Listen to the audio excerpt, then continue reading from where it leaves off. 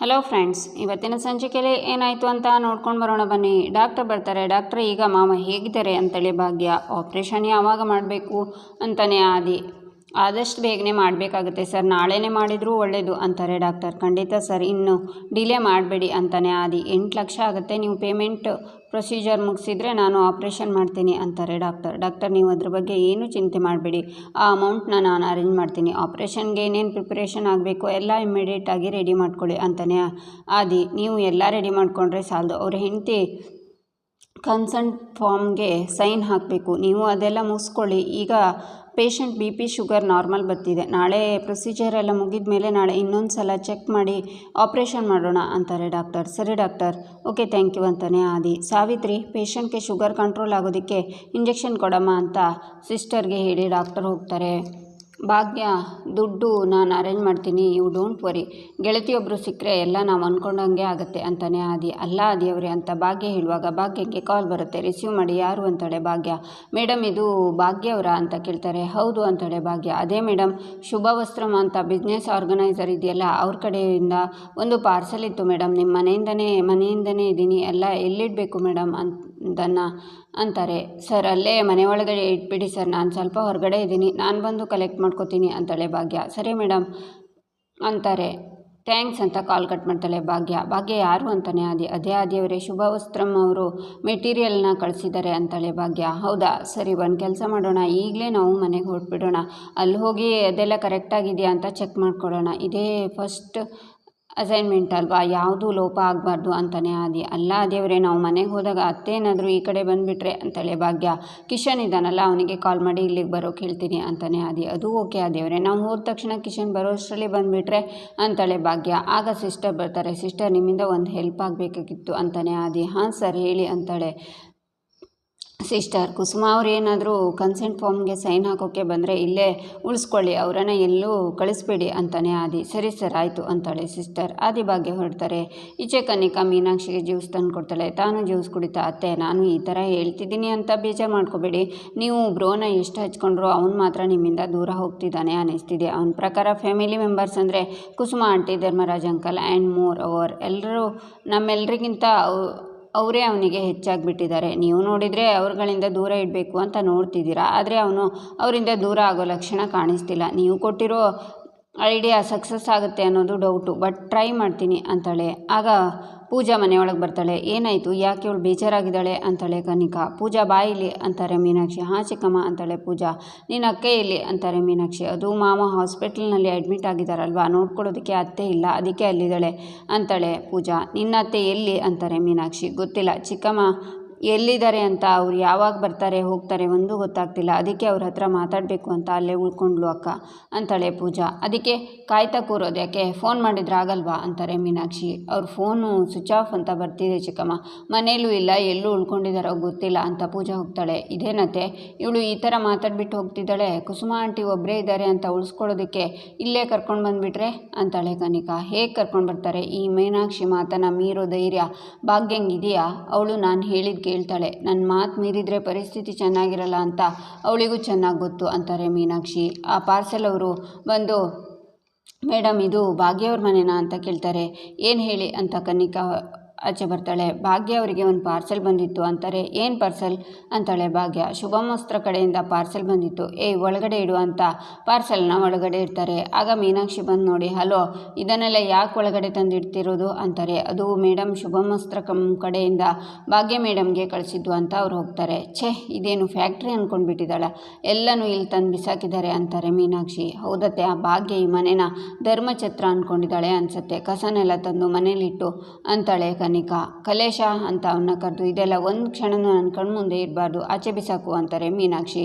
ಕಲೇಶ ಎಲ್ಲ ಹೊರಗಡೆ ಬಿಸಾಕ್ತಾನೆ. ಈಚೆ ಶ್ರೇಷ್ಠ, ಅಲ್ಲ ಏನಿದು, ಯಾರು ಕಾಣಿಸ್ತಾನೆ ಇಲ್ಲ, ಅವರಿಗೆ ಮನೆಗೆ ಬರಬೇಕು ಅನ್ನೋ ಆಲೋಚನೆ ಇಲ್ಲ, ಅಲ್ಲಿದ್ದರೆ ಒಂಟಿಯಾಗಿರಬೇಕು, ಒಂಟಿ ಪಿಶಾಚಿ ಥರ ಇರಬೇಕು ಅಂತ ಇಲ್ಲಿಗೆ ಬಂದರೆ ಇಲ್ಲೂ ಹಾಗೆ ಆಗಿಬಿಟ್ಟಿದೆ. ಅತ್ತೆ ಮಾವ ಎಲ್ಲಿಗೆ ಬಿಟ್ಟಿರ್ಬೋದು, ಅಟ್ಲೀಸ್ಟ್ ಅವ್ರು ಎಲ್ಲಿಗೆ ಹೋಗಿದ್ದಾರೆ ಅಂತ ಗೊತ್ತಾದ್ರನ್ನಾದರೂ ಹೋಗಿ ಕರ್ಕೊಂಡು ಬರ್ಬೋದು. ಓಹ್ ಕರೆಕ್ಟ್, ತನ್ವಿಗೆ ಗೊತ್ತಿರ್ಬೋದು. ತನ್ವಿಗೆ ಕಾಲ್ ಮಾಡ್ತೀನಿ ಅಂತ ಕಾಲ್ ಮಾಡ್ತಾಳೆ ಶ್ರೇಷ್ಠ. ಈಚೆ ತನ್ವಿ ಕೆಫೆನಲ್ಲಿ ಕೆಲಸ ಮಾಡ್ತಿರ್ತಾಳೆ. ಆಗ ಫೋನ್ ನೋಡಿ ಯಾಕೆ ಇಷ್ಟು ಸಲ ಕಾಲ್ ಮಾಡ್ತಿದ್ದಾರೆ ಅಂತ ರಿಸೀವ್ ಮಾಡಿ, ಯಾಕೆ ಇಷ್ಟೊಂದು ಸಲ ಕಾಲ್ ಮಾಡ್ತಿದ್ರೆ ಏನು ನಿಮ್ಮ ಪ್ರಾಬ್ಲಮ್ ಅಂತಾಳೆ ತನ್ವಿ ಇಲ್ಲಿ ದೊಡ್ಡ ಪ್ರಾಬ್ಲಮ್ ಇದೆ ತನ್ವಿ, ನಾನು ಇಲ್ಲಿ ಒಬ್ಬಳೇ ಇದ್ದೀನಿ ಅಂತಾಳೆ ಶ್ರೇಷ್ಠ. ಅದಕ್ಕೆ ನಾನೇನು ಮಾಡಲಿ ಅಂತಾಳೆ ತನ್ವಿ. ಏನು ಮಾಡಲಿ ಅಂದರೆ ಎಲ್ಲಿದ್ದೀರಾ ಎಲ್ಲರೂ ಅಂತಾಳೆ ಶ್ರೇಷ್ಠ. ನನಗೆ ಗೊತ್ತಿಲ್ಲ ಅಂತಾಳೆ ತನ್ವಿ ನೀನು ಸುಳ್ಳು ಹೇಳ್ಬೇಡ, ನಿನಗೆ ಎಲ್ಲ ವಿಷಯನೂ ಗೊತ್ತು, ಸುಮ್ಮನೆ ನೀನು ಎಲ್ಲಿದ್ದೀಯ ಅಂತ ಹೇಳು ಅಂತಾಳೆ ಶ್ರೇಷ್ಠ. ನಾನು ಕಾಲೇಜಿನಲ್ಲಿದ್ದೀನಿ ಅಂತಾಳೆ ತನ್ವಿ. ಆಗ ಒಬ್ಬರು ಒಂದು ಕುಕ್ಕೀಸ್ ಅಂತಾರೆ. ಆಗ ಏಯ್ ತನ್ವಿ, ಕಾಲೇಜಿನಲ್ಲಿದ್ದೀನಿ ಅಂತ ಹೇಳ್ತಿದ್ಯಾ, ಅಲ್ಲಾರೋ ಆರ್ಡ್ರು ಕೇಳ್ತಿದ್ದಾರೆ ಅಂತಾಳೆ ಶ್ರೇಷ್ಠ. ನಾನು ಕ್ಯಾಂಟೀನಲ್ಲಿದ್ದೀನಿ, ಏನು ನಿಮಗೆ ಪ್ರಾಬ್ಲಮ್ಮಾ, ಎಲ್ಲ ಪ್ರಾಪರಾಗಿ ಹೇಳಬೇಕಾ ಅಂತಾಳೆ ತನ್ವಿ. ಹೌದು ತನ್ವಿ, ಇದು ಕಾಲೇಜ್ ಕ್ಯಾಂಟೀನಲ್ಲಿ ಬರೋ ಮ್ಯೂಸಿಕ್ ಥರ ಇಲ್ವಲ್ಲ, ಯಾವುದೋ ಕೆಫೆಯಲ್ಲಿ ಪ್ಲೇ ಆಗ್ತಿರೋ ಮ್ಯೂಸಿಕ್ ಥರ ಇದೆಯಲ್ಲ, ಯಾಕೆ ಸುಳ್ಳು ಹೇಳ್ತಿದ್ಯಾ ತನ್ವಿ, ಎಲ್ಲಿದೆಯಾ ಹೇಳು, ನಾನು ಈಗಲೇ ಬರ್ತೀನಿ ಅಂತಾಳೆ ಶ್ರೇಷ್ಠ. ಇವ್ರು ಇಲ್ಲಿಗೆ ಬಂದರೆ ನಾನು ಕೆಫೆಯಲ್ಲಿ ಕೆಲಸ ಮಾಡ್ತಿರೋದು ಗೊತ್ತಾಗುತ್ತೆ, ಆಮೇಲೆ ಅಮ್ಮನ ಮನೆಗೆ ಈ ವಿಷಯ ಹೋಗುತ್ತೆ, ಈ ವಿಷಯದಲ್ಲಿ ಯಾರು ಹತ್ರನೂ ಒಂದು ಮಾತು ಕೇಳೋದು ನನಗೆ ಇಷ್ಟ ಇಲ್ಲ ಅಂತ ತನ್ವಿ ಯೋಚನೆ ಮಾಡ್ತಾಳೆ. ತನ್ವಿ ಹೇಳು ಅಂತಾಳೆ ಶ್ರೇಷ್ಠ. ನಿಮಗೆ ಏನು ಇವಾಗ ಅಜ್ಜಿ ಎಲ್ಲಿದ್ದಾರೆ ಅಂತ ಹೇಳಬೇಕಾ, ನನಗೆ ತೊಂದರೆ ಕೊಡಬೇಡಿ ಅಂದರೆ ಅರ್ಥ ಆಗಲ್ವಾ, ನಿಮ್ಮ ಬಾಯಿ ಮುಚ್ಚಿಸೋಕೆ ಅಜ್ಜಿನೇ ಸರಿ, ಅವರು SJMC ಹಾಸ್ಪಿಟಲ್ನಲ್ಲಿದ್ದಾರೆ, ಅವ್ರ ಹತ್ರ ಹೋಗಿ ಬಯಸ್ಕೊಳ್ಳಿ ಅಂತ ಕಾಲ್ ಕಟ್ ಮಾಡ್ತಾಳೆ ತನ್ವಿ. ಏನೂ ಇಲ್ಲ ಅಂತಂದ್ಲು. ಸಡನ್ನಾಗಿ ಹಾಸ್ಪಿಟಲ್ ಹೆಸರು ಹೇಳ್ತಿದ್ದಾಳೆ. ಸಮಥಿಂಗ್ ಈಸ್ ರಾಂಗ್, ಏನಾದರೂ ಆಗಲಿ ಅತ್ತೆ ಎಲ್ಲಿದ್ದಾರೆ ಅಂತ ಗೊತ್ತಾಯ್ತಲ್ಲ ಅಂತ ಫೋನಲ್ಲಿ ಸರ್ಚ್ ಕೊಟ್ಟು, ಇದು ಇಲ್ಲೇ ಇದೆ ಅಲ್ವಾ, ಸರಿ ನಾನು ಅಲ್ಲೇ ಹೋಗ್ತೀನಿ ಅಂತಾಳೆ ಶ್ರೇಷ್ಠ. ಈಚೆ ಭಾಗ್ಯ ಆದಿ ಮನೆಗೆ ಬರ್ತಾರೆ. ಕಾರಿಂದ ಇಳಿಯುವಾಗ ಭಾಗ್ಯಂಗೆ ಕಾಲ್ ಬರುತ್ತೆ. ಆದಿಯವರೇ ಮ್ಯಾನೇಜರ್ ಕಾಲ್ ಮಾಡ್ತಿದ್ದಾರೆ ಅಂತ. ಹಲೋ ಅಂತಾಳೆ ಭಾಗ್ಯ. ಮೇಡಮ್ ನಿಮ್ಮ ಮನೆಗೆ ಎಲ್ಲ ರಾ ಮೆಟೀರಿಯಲ್ಸ್ನ ಕಳಿಸಿದ್ದೀನಿ, ನೀವು ಕೇಳಿದ್ದೀರಾ ಅಂತ ಅಡ್ವಾನ್ಸ್ ಆಗೇ ಕಳಿಸಿದ್ದೀನಿ ಅಂತಾರೆ manager. Thank you so much sir ಅಂತಾಳೆ ಭಾಗ್ಯ. ಮೇಡಮ್ ಒಂದು ಕನ್ಸರ್ನ್ ಇದೆ, ನಾನು ಅಡ್ವಾನ್ಸ್ ಆಗಿ ಕಳಿಸಿರೋದು ಯಾಕಂದರೆ ನನಗೆ ಪ್ರಾಪರ್ ಟೈಮ್ಗೆ ಡೆಲಿವರಿ ಆಗಬೇಕು, ಲೇಟ್ ಆದರೆ ತುಂಬ ಲಾಸ್ ಆಗುತ್ತೆ ಮೇಡಮ್ ಅಂತಾರೆ ಮ್ಯಾನೇಜರ್. ಇಲ್ಲ ಸರ್ ಹಾಗೇನೂ ಆಗಲ್ಲ ಸರ್, ಎಲ್ಲನೂ ಬೇಗನೆ ಕಳಿಸ್ಕೊಡ್ತೀನಿ ಅಂತಾಳೆ ಭಾಗ್ಯ. ಮೇಡಮ್ ನೀವೇ ಮೊನ್ನೆ ನೋಡಿದ್ರಲ್ವಾ ನಮ್ಮ CEO ಎಷ್ಟು ಸ್ಟ್ರಿಕ್ಟು ಅಂತ, ಲೇಟ್ ಏನಾದರೂ ಆದರೆ ಪ್ರಾಬ್ಲಮ್ ಆಗುತ್ತೆ ಅಂತಾರೆ ಮ್ಯಾನೇಜರ್. ಇಲ್ಲ ಸರ್ ಖಂಡಿತ ಲೇಟ್ ಮಾಡಲ್ಲ, ನಿಮಗೆ ಸರಿಯಾಗಿ ಕಳಿಸ್ಕೊಡ್ತೀನಿ ಆಯಿತಾ ಅಂತಾಳೆ ಭಾಗ್ಯ. ಓಕೆ ಮೇಡಮ್ ಅಂತಾರೆ ಮ್ಯಾನೇಜರ್. ಓಕೆ ಸರ್ ಅಂತ ಕಾಲ್ ಕಟ್ ಮಾಡಿ ಮುಂದೆ ಬರುವಾಗ ಮೆಟೀರಿಯಲ್ ಎಲ್ಲ ಹೊರಗಡೆ ಬಿದ್ದಿರುತ್ತೆ. ಆದಿ ಭಾಗ್ಯ ಶಾಕ್ನಿಂದ ನೋಡ್ತಾರೆ. ನಂತರ ಎಲ್ಲನೂ ಮನೆಯೊಳಗೆ ತೊಗೊಂಡು ಬಂದು ಮೆಟೀರಿಯಲ್ನ ಆದಿ ಭಾಗ್ಯ ಚೆಕ್ ಮಾಡ್ತಿರ್ತಾರೆ. ಆಗ ಮೀನಾಕ್ಷಿ ಬಂದು, ಭಾಗ್ಯ ಈ ಕಸನೆಲ್ಲ ಯಾಕೆ ತಂದೆ, ನಾನೇ ಇದನ್ನು ಆಚೆ ಹಾಕಿಸಿದ್ದು ಅಂತಾರೆ. ಅದು ಅತ್ತೆ, ಭಾಗ್ಯ ಅವರಿಗೆ ಒಂದು ದೊಡ್ಡ ಆರ್ಡರ್ ಸಿಕ್ಕಿದೆ, ತುಂಬ ದೊಡ್ಡ ಕಂಪ್ನಿಲಿ ಬಟ್ಟೆ ಮೇಲೆ ಎಂಬ್ರಾಯ್ಡ್ರಿ ಮಾಡಿ ಕೊಡಬೇಕು ಅಂತಾನೆ ಆದಿ. ಮನೆಯಲ್ಲಿ ಜವಾಬ್ದಾರಿ ತಗೊಳ್ಳೋಕ್ಕಾಗದೇ ಇರೋ ಇವಳು ಕಂಪ್ನಿ ಕಟ್ತಾಳೆ ಅಂದ್ಕೊಂಡ್ರೆ ಅದು ನಿನ್ನ ಭ್ರಮೆ ಆದಿ ಅಂತಾರೆ ಮೀನಾಕ್ಷಿ. ಅತ್ತೆ ಪ್ಲೀಸ್ ಹಾಗೆ ಹೇಳಬೇಡಿ, ಭಾಗ್ಯವರು ಖಂಡಿತವಾಗ್ಲೂ ಸಕ್ಸಸ್ಫುಲ್ ಆಗೇ ಆಗ್ತಾರೆ. ಈ ಥರ ಆಲ್ರೆಡಿ ಅವ್ರು ತುಂಬ ಕೆಲಸ ಮಾಡಿದ್ದಾರೆ, ನಾವೆಲ್ಲರೂ ಸೇರಿಕೊಂಡು ಅವರಿಗೆ ಸಪೋರ್ಟ್ ಮಾಡಬೇಕಲ್ವಾ, ಅಪ್ಪ ಕೂಡ ಸಪೋರ್ಟ್ ಮಾಡ್ತಾ ಇದ್ದಾರೆ. ಭಾಗ್ಯ ಅವರೇ ನೀವೇನು ಟೆನ್ಷನ್ ಮಾಡ್ಕೋಬೇಡಿ, ಅತ್ತೆ ಸೈಲೆಂಟ್ ಆಗಿದ್ದಾರೆ ಅಂದರೆ ಏನರ್ಥ ಹೇಳಿ, ಮೌನಂ ಸಮ್ಮತಿ ಲಕ್ಷಣಂ, ಮೌನವಾಗಿದ್ದಾರೆ ಅಂದರೆ ಅವರಿಗೆ ಒಪ್ಪಿಗೆ ಇದೆ ಅಂತ ಅರ್ಥ. ಒಂದು ನಿಮಿಷ ಅಂತ ಅದೇ ಆಚೆ ಹೋಗ್ತಾನೆ. ಆಗ ಮೀನಾಕ್ಷಿ, ಏಯ್ ಇದೆಲ್ಲ ಬೇಕಿತ್ತ ನಿನಗೆ, ಕಾಮತ್ ಮನೆ ಮರ್ಯಾದೆ ಕಳೆಯೋದಕ್ಕೆ ಈ ಕಾಂಜಿ ಪುಂಜಿ ಬಟ್ಟೆನ ತರಿಸಿದ್ಯಾ, ನಾವೆಲ್ಲ ಏನು, ನಮ್ಮ ಬಿಸ್ನೆಸ್ ಏನು ಅಂತ ಗೊತ್ತಾ ತಾನೆ ನಿನಗೆ, ಏನೇ ಆದರೂ ಮಿಡಲ್ ಕ್ಲಾಸ್ ಬುದ್ಧಿ ಎಲ್ಲಿ ಹೋಗುತ್ತೆ, ನಾಯಿನ ತಗೊಂಡು ಬಂದು ಸಿಂಹಾಸನದ ಮೇಲೆ ಕೂರಿಸಿದ್ರೆ ಅದು ನಾಯಿ ತಪ್ಪಲ್ಲ, ಕೂರಿಸಿದವ್ರು ತಪ್ಪು ಅಂತಾರೆ ಮೀನಾಕ್ಷಿ. ನನಗೆ ಸರಿಯಾಗಿ ಉತ್ತರ ಕೊಡೋಕ್ಕೆ ಬರಲ್ಲ ಅಂತಲ್ಲ, ನಾನು ತಿರುಗಿಸಿ ಉತ್ತರ ಕೊಟ್ಟರೆ ಆದಿಯವ್ರಿಗೆ ತೊಂದರೆ ಆಗುತ್ತೆ, ಅದಕ್ಕೆ ಸುಮ್ಮನೆ ಇದ್ದೀನಿ ಅಂತ ಯೋಚನೆ ಮಾಡಿ. ಚಿಕ್ಕಮ್ಮ ನಾನು ಹೀಗೆ ಹೇಳ್ತಿದ್ದೀನಿ ಅಂತ ತಪ್ಪು ತಿಳ್ಕೊಬೇಡಿ, ಮಿಡಲ್ ಕ್ಲಾಸು ಪೈ ಲೈಫ್ಗಿಂತ ತುಂಬ ಮುಖ್ಯ ಅನ್ನೋದು ಆದಿಯವರಿಗೆ ಗೊತ್ತು, ಅದಕ್ಕೆ ಅವ್ರು ನನ್ನನ್ನು ಒಪ್ಕೊಂಡಿರೋದು. ಇದು ನಿಮಗೆ ಅರ್ಥ ಆಗ್ಬಹುದೋ ಏನೋ ಅಂತ ಇಷ್ಟು ದಿನ ಕಾದೆ, ಆದರೆ ನಿಮಗೆ ಅರ್ಥ ಆಗೋದಿಲ್ಲ ಅನ್ನೋದು ಈಗ ಚೆನ್ನಾಗಿ ಗೊತ್ತಾಯಿತು ಅಂತಾಳೆ ಭಾಗ್ಯ. ನನಗೆ ಎದುರು ಮಾತಾಡೋಷ್ಟು ಧೈರ್ಯ ಬಂದುಬಿಡ್ತಾ ನಿನಗೆ, ನಿಜ ಹೇಳು ಆದಿ, ನಿಜವಾಗ್ಲೂ ಬಿದ್ದು ಏಟಾಗಿರೋದಾ ಅಥವಾ ಅವನ ಮೇಲೆ ಅಟ್ಯಾಕ್ ಆಗಿರೋದಾ, ಅವನ ಜೀವಕ್ಕೆ ಏನಾದರೂ ಹೆಚ್ಚು ಕಮ್ಮಿ ಆಗಿದ್ರೆ ಏನು ಗತಿ ನೋಡು. ಇನ್ನೊಂದು ಸಲ ಹೇಳ್ತಿದ್ದೀನಿ, ಆದಿ ಲೈಫ್ಗೆ ಏನಾದರೂ ಹೆಚ್ಚು ಕಮ್ಮಿ ಆದರೆ ಅದಕ್ಕೆ ನೀನೇ ಕಾರಣ, ನಿನ್ನಿಂದನೇ ಆದಿ ಮೇಲೆ ಅಟ್ಯಾಕ್ ಆಗಿರೋದು ಅಂತ ನನಗೆ ತುಂಬ ಚೆನ್ನಾಗಿ ಗೊತ್ತು. ಆ ತಾಂಡವ್ ನಿನ್ನ ಮೇಲಿನ ಕೋಪನ ಆದಿ ಮೇಲೆ ತೀರಿಸ್ಕೊತಿದ್ದಾನೆ, ಅವನಿಗೆ ಏನಾದರೂ ಆದರೆ ನೀನೇ ಕಾರಣ ಅಂತಾರೆ ಮೀನಾಕ್ಷಿ. ಅಲ್ಲ ತಾಂಡವ್ ಅವರೇ ಏನೂ ಮಾಡಿದ್ದಾರೆ ಅಂತ ಇವ್ರಿಗೆ ಹೇಗೆ ಗೊತ್ತಾಯಿತು ಅಂತ ಭಾಗ್ಯ ಯೋಚನೆ ಮಾಡ್ತಾಳೆ. ಏನು ಯೋಚನೆ ಮಾಡ್ತಿದ್ಯಾ, ಆದಿ ಮೇಲೆ ಅಟ್ಯಾಕ್ ಮಾಡಿಸೋದಕ್ಕೆ ತಾಂಡವ್ ಹತ್ರ ಬೇರೆ ಏನಾದರೂ ಐಡಿಯಾ ಕೇಳೋಣ ಅಂತಾರೆ ಮೀನಾಕ್ಷಿ. ಅದನ್ನು ಕೇಳಿಸ್ಕೊಂಡು ಕನಿಕಾ, ಅಂದರೆ ಆದಿ ಬ್ರೋ ಮೇಲೆ ಅಟ್ಯಾಕ್ ಆಗಿದ್ದು ಅದು ತಾಂಡವ್ ಮಾಡಿಸಿದ್ದ ಅಂತ ಯೋಚನೆ ಮಾಡ್ತಾಳೆ. ಈಚೆ ಆದಿ ಕಾಮತ್ ಹತ್ರ ಬಂದು, ಅಪ್ಪ ನಾವು ತಗೊಂಡು ಬರೋಕ್ಕೆ ಹೇಳಿದ್ರಲ್ಲ ನೀವು ಫೈಲ್ಸು, 5 ವರ್ಷದಿಂದ ನಿಂತೋಗಿರೋ ಪ್ರಾಜೆಕ್ಟ್ ಫೈಲು ಅಂತ ಕೊಡ್ತಾನೆ ಆದಿ. ನೀನು ಎಡವಿ ಬಿದ್ದಿಲ್ಲ ಕಣೋ, ನಿಜ ಹೇಳು ಏನಾಯಿತು ಅಂತ ಅಂತಾರೆ ಕಾಮತ್. ಅಪ್ಪ ಅದು ಅಂತಾನೆ ಆದಿ. ಇವಾಗ ಹೇಳ್ತೀಯೋ ಹೇಳಿಲ್ವೋ ಅಂತಾರೆ ಕಾಮತ್. ಅಪ್ಪ ಅದೇನಾಯಿತು ಅಂದರೆ ಅಂತ ನಡೆದಿರೋದನ್ನು ಆದಿ ಹೇಳ್ತಾನೆ. ಆದಿ ಏನೋ ಹೇಳ್ತಿದ್ಯಾ, ಆ ಮನೆ ಹಾಳ ಇನ್ನೂ ಆ ಬುದ್ಧಿ ಬಿಟ್ಟಿಲ್ವೇನೋ, ಜೈಲಲ್ಲಿ ಇದ್ಕೊಂಡು ಇಷ್ಟೊಂದು ದ್ವೇಷ ಇಟ್ಕೊಂಡಿದ್ದಾನ, ಇದು ಒಳ್ಳೆ ಬೆಳವಣಿಗೆ ಅಲ್ಲ ಕಣೋ, ಇದಕ್ಕೆ ಬೇರೆ ದಾರಿನೇ ಹುಡುಕಬೇಕು ಅಂತಾರೆ ಕಾಮತ್. ಆದರೆ ಅಪ್ಪ ತಾಂಡವ್ ಇದನ್ನೆಲ್ಲ ಮಾಡಿಸಿದ್ದಾನೆ ಅನ್ನೋದಕ್ಕೆ ನಮ್ಮ ಹತ್ರ ಪ್ರೂಫ್ ಇಲ್ಲ. ನನ್ನ ಭಯ ಏನು ಅಂತಂದರೆ ಎಲ್ಲಿ ಧರ್ಮರಾಜ್ ಅಂಕಲ್ಗೂ ಗೆಳತಿಗೂ ಪ್ರಾಬ್ಲಮ್ ಮಾಡ್ತಾನೋ ಅಂತ. ಅವ್ನು ಜೈಲಲ್ಲಿ ಇದ್ಕೊಂಡೇ ಇಷ್ಟೆಲ್ಲ ಸಮಸ್ಯೆ ಮಾಡ್ತಿದ್ದಾನೆ ಅಂತಂದರೆ ನಾವು ಎಷ್ಟು ಹುಷಾರಾಗಿದ್ದರೂ ಸಾಲದು ಅಂತಾನೆ ಆದಿ. ಸರಿ, ನಿನ್ನ ಹುಷಾರಲ್ಲಿ ನೀನಿರು, ನಾನು ಸ್ಟೇಷನ್ಗೆ ಫೋನ್ ಮಾಡಿ ಅವನು ವಿಚಾರಿಸೋಕೆ ಹೇಳ್ತೀನಿ ಅಂತಾರೆ ಕಾಮತ್. ಸರಿಯಪ್ಪ. ಆಮೇಲೆ ಇನ್ನೊಂದು ವಿಷಯ, ಅತ್ತೆ ಇನ್ನೂ ಕೋಪದಲ್ಲೇ ಇದ್ದಾರೆ, ಒಂಥರ ಆಡ್ತಿದ್ದಾರಪ್ಪ. ಅವ್ರ ಹತ್ರ ಮಾತಾಡಿ ಸರಿ ಮಾಡ್ಕೊಳ್ಳೋಣ ಅಂತಂದರೆ ಅವ್ರು ನನ್ನ ಹತ್ರ ಸರಿಯಾಗಿ ಮಾತಾಡ್ತಾನೆ ಇಲ್ಲ ಅಂತಾನೆ ಆದಿ. ಬೇಜಾರಾಗಬೇಡ, ಅವಳು ಹಾಗೆ ಅಲ್ವಾ, ಬಲವಂತದಿಂದ ಅವಳನ್ನು ಒಪ್ಸೋಕೆ ಸಾಧ್ಯ ಇಲ್ಲ. ಇತ್ತೀಚೆಗೆ ಅವಳು ನನ್ನ ಮಾತನ್ನು ಸರಿಯಾಗಿ ಕೇಳ್ತಿಲ್ಲ ಅಂತಾರೆ ಕಾಮತ್. ಅಂಥದ್ದೇನಾಯ್ತಪ್ಪ ಅಂತಾನೆ ಆದಿ.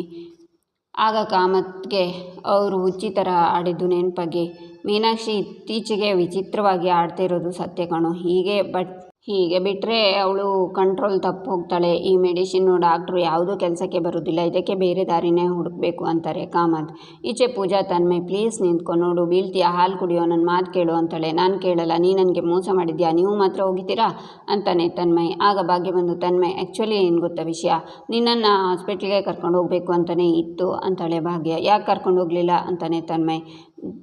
ಜಾಗ ತುಂಬ ದೂರ ಇತ್ತು ಅದಕ್ಕೆ ಅಂತಾಳೆ ಪೂಜಾ. ನೋಡು ಚಿಕ್ಕಿ, ನೀನು ಸುಳ್ಳು ಹೇಳ್ತಿದ್ಯಾ, JMC ಹಾಸ್ಪಿಟಲು ಇಲ್ಲಿಂದ ಹತ್ರನೇ ಅಂತಾನೆ ತನ್ಮಯ್. ಆಗ ದೂರದಿಂದ ಕನಿಕಾ ಇವ್ರ ಮಾತನ್ನು ಕೇಳಿಸ್ಕೊಂಡು, JMC ಹಾಸ್ಪಿಟಲ್ ಓಕೆ ಅಂತ ಯೋಚನೆ ಮಾಡ್ತಾಳೆ. ಅದೆಲ್ಲ ಬಿಡು, ತಾತ ಒಬ್ಬರೇ ಇದ್ದಾರಾ ಅಂತಾನೆ ತನ್ಮಯ್. ಹೌದು ತನ್ಮಯ್, ಒಬ್ಬರೇ ಇದ್ದಾರೆ, ಐಸೂನಲ್ಲಿದ್ದಾರೆ, ಅವ್ರ ಹತ್ರ ಯಾರೂ ಮಾತಾಡೋಕ್ಕಾಗಲ್ಲ, ಈಗ ಆಪ್ರೇಷನ್ ಆಗಬೇಕು ಅಂತ ಹೇಳ್ತಿದ್ದಾರೆ ಅಂತಾಳೆ ಭಾಗ್ಯ.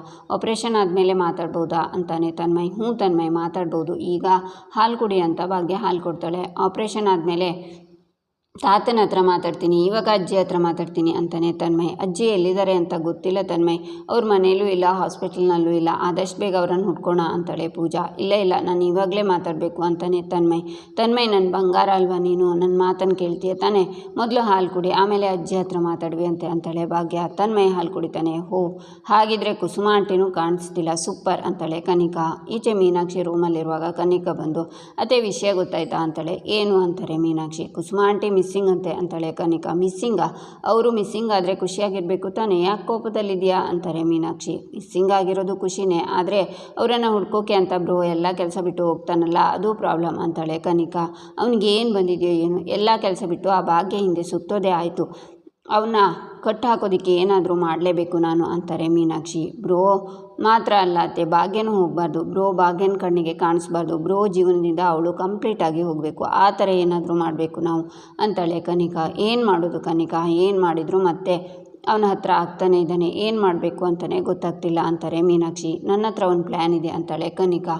ಏನು ಅಂತಾರೆ ಮೀನಾಕ್ಷಿ. ನೋಡ್ತಾ ಇರಿ ಅತ್ತೆ, ಈ ಸಲ ಎಲ್ಲದಕ್ಕೂ ಒಂದು ದಾರಿ ಹುಡುಕ್ತೀನಿ ಅಂತ ಕನಿಕಾ ಹೋಗ್ತಾಳೆ. ಕನಿಕಾ ಏನು ಅಂತ ಹೇಳಿಬಿಟ್ಟು ಹೋಗು ಅಂತಾರೆ ಮೀನಾಕ್ಷಿ. ಈಚೆ ಕುಸುಮ ಆಶ್ರಮದಲ್ಲಿ ಅಡುಗೆ ಮಾಡೋಕ್ಕೆ ಬೆಂಕಿ ಇರಿಸ್ತಾ ಇರ್ತಾರೆ. ಆದಿಭಾಗ್ಯನ ನೆನೆಸ್ಕೊಂಡು ಖುಷಿಯಿಂದ ಅವರಿಬ್ಬರು ಜೊತೆಗಿದ್ರೆ ಎಷ್ಟು ಚೆನ್ನಾಗಿ ಕಾಣ್ತಾರೆ, ಅವರಿಬ್ಬರು ಇದೇ ರೀತಿ 100 ವರ್ಷ ಚೆನ್ನಾಗಿರಲಿ, ನನಗಷ್ಟೇ ಸಾಕು, ಇನ್ನೇನು ಬೇಡ ಭಗವಂತ ಅಂತಾರೆ. ಆಗ ಒಬ್ಬರು ಬಂದು, ನಿಮಗೆ ಫೋನ್ ಬರ್ತಿದೆ ಅಂತಾರೆ. ನನಗೆ ಅಂತಾರೆ ಕುಸುಮ. ನರ್ಸ್ ಸಾವಿತ್ರಿ ಅಂತ ಹೆಸರು ಬರ್ತಿದೆ ಅಂತ ಹೋಗ್ತಾರೆ ಅವರು. ಅಯ್ಯೋ ದೇವ್ರೆ, ಅಲ್ಲಿ ಇನ್ನೇನು ಸಮಸ್ಯೆ ಆಯ್ತಪ್ಪ ಅಂತ ಕುಸುಮ ಹೋಗ್ತಾರೆ. ಈಚೆ ಭಾಗ್ಯ ಫೋನಲ್ಲಿ ಅತ್ತೆ ವೃದ್ಧಾಶ್ರಮ ಸೇರಿದ್ದಾರೆ ಅಂತ ಹೇಳ್ತಿದ್ದಾರೆ ಆ ದೇವ್ರೆ ಅಂತ ಹೇಳ್ತಾಳೆ. ನಂತರ ಇಬ್ಬರು ವೃದ್ಧಾಶ್ರಮಕ್ಕೆ ಬರ್ತಾರೆ. ಈಚೆ ಕನಿಕಾ ಕುಸುಮ ಹತ್ರ ಬಂದು ದುಡ್ಡು ಕೊಟ್ಟು ಇದನ್ನು ತಗೊಂಡು ಎಲ್ಲಾದರೂ ದೂರ ಹೋಗಿ ಬದುಕೊಳ್ಳಿ ಅಂತಾಳೆ. ಇಲ್ಲಿಗೆ ಈ ಸಂಚಿಕೆ ಮುಕ್ತಾಯವಾಗುತ್ತೆ. ಮುಂದಿನ ಸಂಚಿಕೆಗಾಗಿ ನಮ್ಮ ಚಾನಲನ್ನು ನೋಡಿ ಸಬ್ಸ್ಕ್ರೈಬ್ ಮಾಡಿ, ಲೈಕ್ ಮಾಡಿ, ಸಪೋರ್ಟ್ ಮಾಡೋದನ್ನು ಮರಿಬೇಡಿ.